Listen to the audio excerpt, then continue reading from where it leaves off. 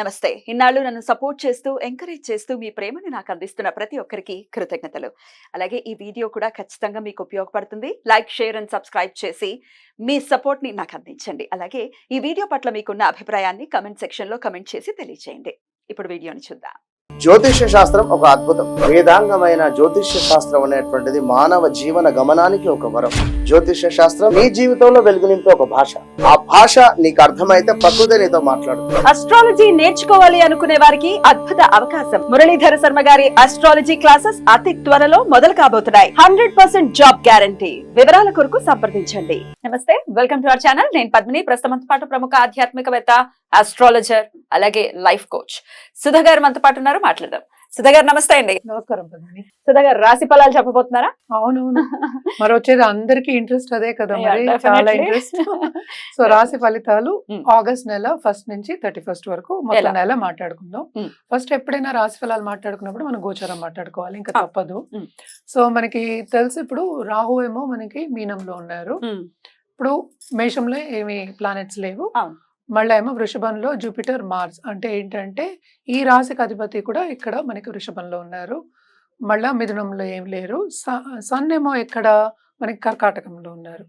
So ఆయన ఏంటంటే దిగుతున్నారు 16th, ఇక్కడ రాసా అందుకనే డేట్ 16th కి దిగుతున్నారు అనమాట సింహానికి. సో ఆ గోచారము మెయిన్ గోచారం మళ్ళాను.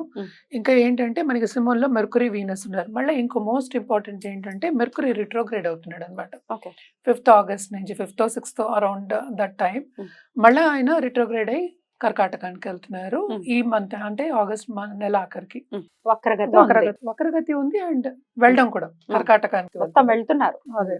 సో నెక్స్ట్ మనకేమో కన్యలో మనకి కేతు ఉన్నారు అనమాట.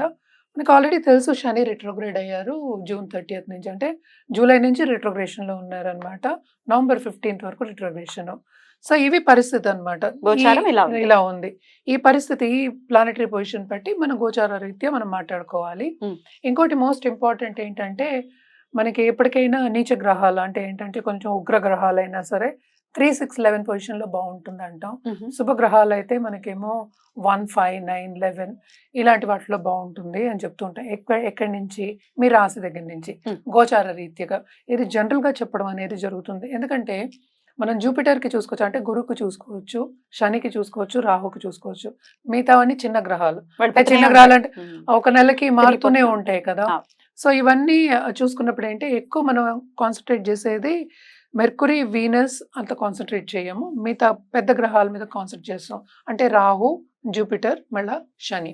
మోస్ట్ రాహు ఉంటే మరి కేతు, అంతే కదా, రెండు ఒకటే ఆపోజిట్ కదా. ఆపోజిట్ కనుక తప్పక అవి చూసుకోవాలి. ఎందుకంటే 1.5 years ఉంటుంది. ఇవన్నీ ఏంటంటే మనం జనరల్ గా మాట్లాడుకుంటున్నాం. ఎప్పటికైనా సరే మనం జాతక రీత్యా వాళ్ళకి ఇది జనరల్ సొల్యూషన్స్ కూడా మనం చెప్పేది. ఇప్పుడు జాతక రీత్యా జాతకం చూపించుకున్న తర్వాత ఒక సొల్యూషన్ ఇవ్వడం కానీ, కరెక్ట్ సొల్యూషన్ అని చెప్పేది ఇవ్వడం అనేది జరుగుతుంది.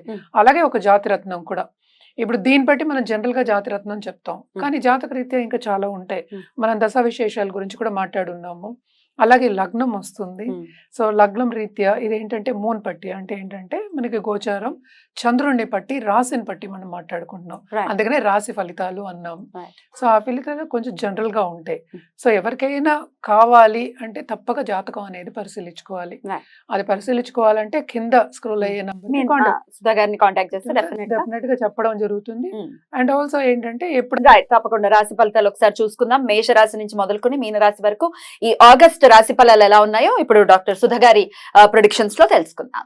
ఇక మీన రాశి వారు ఎలా ఉంటుందండి వీరికి ఆగస్ట్ నెల? ఎందుకంటే ఆల్రెడీ ఏలినాటి శని ఉందండో, పాపం వచ్చినప్పటి నుంచి మొత్తుకుంటూనే ఉన్నారు కదా. 1.5 years నుంచి పాపం చాలా ఇబ్బందులు పడుతున్నారు. రెట్రోగేషన్ ఏమైనా హెల్ప్ అయ్యిందా? చాలా హెల్ప్ అవుతుంది రెట్రోగ్రేషన్. ఈ నెల ఇన్ కంపారిజన్ నేను చెప్పినట్టు 3 రాశులకి చెప్తున్నాను కదా, ఇన్ కంపారిజన్ ప్రీవియస్ 3-4 months అనుకుందాము, 6 months అనుకుందాం, బెటర్ ఉంటుంది. కెరియర్ లో విస్తరింపు తప్పక ఉంటుంది వీళ్ళకి. ఎందుకంటే సెకండ్ లార్డ్ మనకి 3rd లో పడ్డాడు. 3rd ఎప్పటికైనా నేను చెప్పాను కదా, 3rd సంచారం అనేది చాలా మంచి సంచారం. యాక్చువల్లీ ఎన్ని గ్రహాలకి, శుభగ్రహాలకు కాదు, బట్ ఏంటంటే జూపిటర్ ఎక్కడున్నా మంచి చేస్తాడు, అది ఎక్స్పాండ్ అవుతుంది. సో క్రియేటివ్ ఫోర్సెస్ అనేవి వస్తాయి మనకి. అంటే క్రియేటివ్ ఫోర్సెస్ అంటే ఏంటి, ఒక హాబీ కానీ లేకపోతే ఏదైనా నేర్చుకుని పైకి వద్దాం అనుకోవడం కానీ అవన్నీ ఉంటాయి. ఆల్రెడీ కెరియర్ పాత్లో ఉన్నవాళ్ళు, especially communication, travel industry, tourism ఇండస్ట్రీలో ఉన్నవాళ్ళు తప్పక విస్తరిస్తారు. సో ఇవి ఇవి 3 కాకుండా రాహు ఏంటంటే కూడానే ఉన్నారు, 7th house లో మనకి కేతు ఉన్నారు. అంటే ఏంటి, పార్ట్నర్షిప్ బిజినెస్ లో మాత్రం కొన్ని ఇబ్బందులు తప్పవు. అంటే కాంపిటీటర్స్ ఏంటంటే పైకి వస్తారు, మనమేమో ఎందుకు మనం ఎక్కడ తప్పు చేస్తున్నాం అనే ఒక ఆలోచన వస్తుంది. అది కూడా తగ్గుతుంది. ఎప్పుడు తగ్గుతుంది అంటే మనకి వీనస్ ఏమో దిగుతున్నారు కానీ డెబిలిటేషన్ అవుతున్నారు, నీచబడుతున్నారు. కానీ 8th లార్డ్ కదా, so to a certain extent ఆలోచింపజేస్తుంది మనకి. సో ఎందుకు ఇలా అవుతోంది, నాకు ఇంకా కావాలి కదా డబ్బు, ఇంకా ముందుకు రావాలి కదా అన్నట్టు ఉంటుంది. సో కెరియర్ పాత్ మాత్రం ఎక్సలెంట్, వీళ్ళకి బాగా డబ్బు సంపాదించే ఒక యోగం. ఆగస్ట్ నెల అంతా బాగుంటుంది, హ్యాపీగా ఉంటుంది. అట్ ద సేమ్ టైం వీళ్ళకి ఏంటంటే హార్డ్ వర్కింగ్, అందుకని ఈ నెల మిశ్రమ ఫలితాలు అన్నాం. అంటే అప్స్ అండ్ డౌన్స్ అనేవి చాలా ఎక్కువ ఉన్నాయి. దాంపత్య జీవితంలో మాత్రం అంత అనుకూల పరిస్థితి అనేది ఉండదు, కానీ to a certain extent better. ఎందుకంటే శని 12th హౌస్లోంచి రిట్రోగ్రేడ్ అయ్యాడు కనుక 11th హౌస్ని చూస్తున్నాడు. సో లాభం అనేది అన్ని చోట్ల చూపించాలి, సో లాభం అనేది చూపిస్తాడు తప్పక. అలాగే మనకి గురువు కూడా చూస్తున్నారు కదా ఇప్పుడు 9th హౌస్ని చూస్తున్నారు కనుక భాగ్యం కూడా బాగుంటుంది.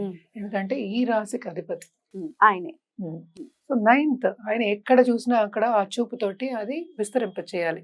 సో అందుకనే ఏంటంటే మనం చెప్పేది ఎప్పటికైనా కెరియర్ పాత్ చాలా బాగుంటుంది, భాగ్యం అనేది బాగా డెవలప్ అవుతుంది అని చెప్తాం. బాగా ఉన్నత స్థాయికి వచ్చే ఛాన్సెస్ ఉన్నాయి. ప్రమోషన్ రావాలన్న వాళ్ళందరికి కూడా ప్రమోషన్స్ వస్తాయి, ఇంక్రిమెంట్స్ రావాలన్న వాళ్ళందరికీ ఇంక్రిమెంట్స్ వస్తాయి. 7th ఇక్కడ కొంచెం ప్రాబ్లమాటిక్. కేతు ఉండడం మంచిది కాదు ఇన్ ది సెన్స్ ఎక్కడికి వెళ్తాయి ప్లానెట్స్, అక్కడ ఉంటాయి కదా. సో దానికి మనం ఏం పరిహారాలు చేయాలో చేసుకుంటే సరిపోతుంది.